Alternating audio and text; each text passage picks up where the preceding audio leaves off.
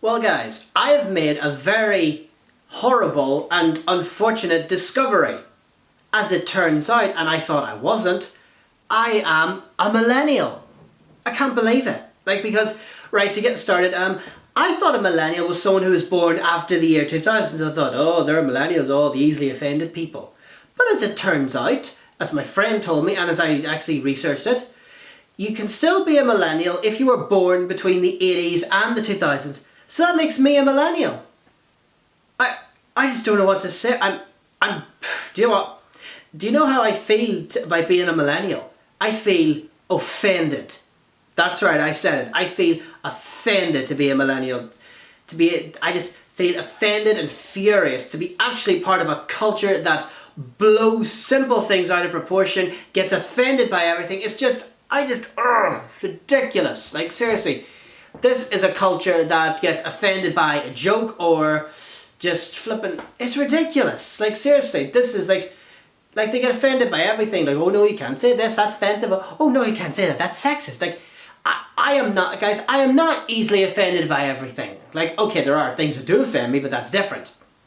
There are things that actually are wrong. But getting offended by simple little things, it's ridiculous. I hate the idea of being a part of a culture like that. It's ridiculous. And this whole I get the gender thing, but you're still trying to gender correct everything. Let me think of an example here. Like gingerbread men. They're fucking food. What does it matter if it's called a gingerbread man or anything? Just seriously, I hate the idea of being a millennial. I hate it. I'm not offended by everything and flipping what is it? What else do millennials get annoyed by? They're just so ridiculous. Seriously, I hate the idea of being a millennial. It's just not for me. Just no. I hate being a millennial. I'm not offended by everything. I don't think that everything needs to be politically correct.